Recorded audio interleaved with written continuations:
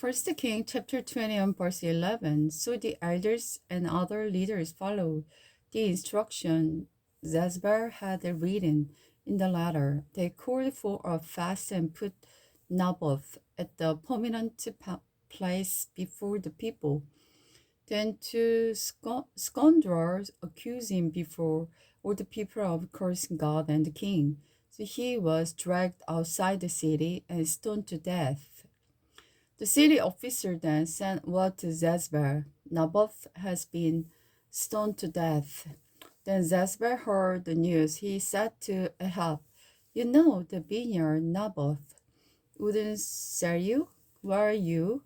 Can't have it now. He is dead. So Ahab immediately went down to the vineyard to claim it. But the Lord said to Eliah, who was from Tisbu, go down to the meet King Ahab, who rules in Samaria. He will be at Naboth vineyard in Zazbar, taking possession of it. Giving this message, this is what the Lord said.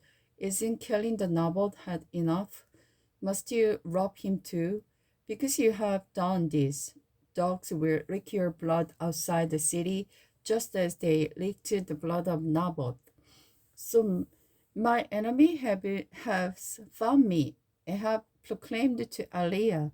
Yes, Eliah answered, I have come because you have sold yourself to what is evil in the Lord's sight. The Lord is going to bring disaster to you, sweep you away. He will let a single one of your male descendant, slave or free alike, survive in Israel.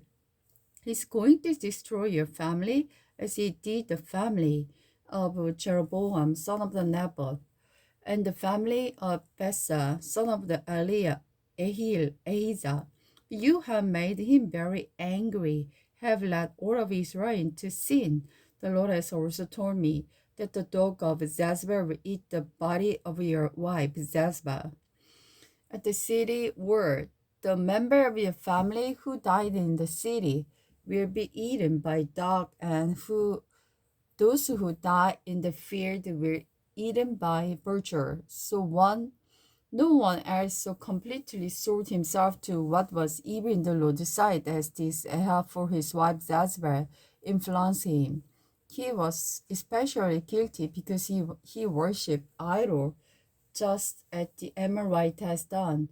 The people whom the Lord has driven from the land ahead of the Israel. When Ahab heard this message, he tore his clothing, dressed in sackcloth, and fasted. He even slept in sackcloth and went about in the morning.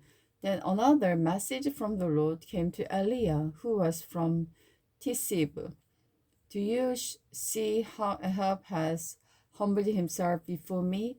Because he has done this, I will not do what I promised during his life. It will happen to his son. I will destroy all his descendant.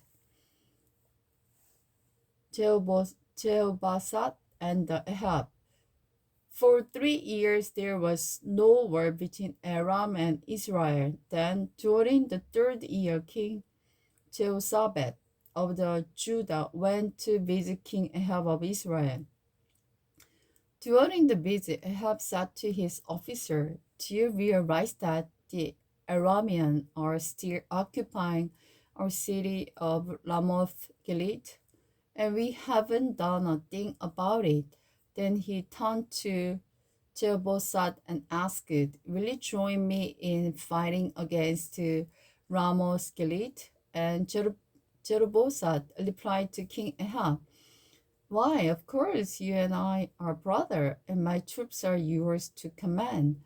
Even my horses are at your service. Then Jehoshaphat added, but first let's find out what the Lord says. So King Ahab summoned his prophet, about 400 of them, and asked them, should I go to war against the Ramoth Gilead or not? They all replied, go right ahead. The Lord will give you glorious victory. But Jehoshaphat asked, isn't there a prophet of the Lord around too? I would like to ask him the same question. King Ahab replied, there is still one prophet of the Lord, but I hate him. He never prophesied anything but bad news for me. His name is Micaiah, son of the Imala. You shouldn't talk like that. Jehoshaphat said, let's hear what he has to say. So the king of Israel called one of his officers and said, quick, go and get Micaiah, son of the Emala.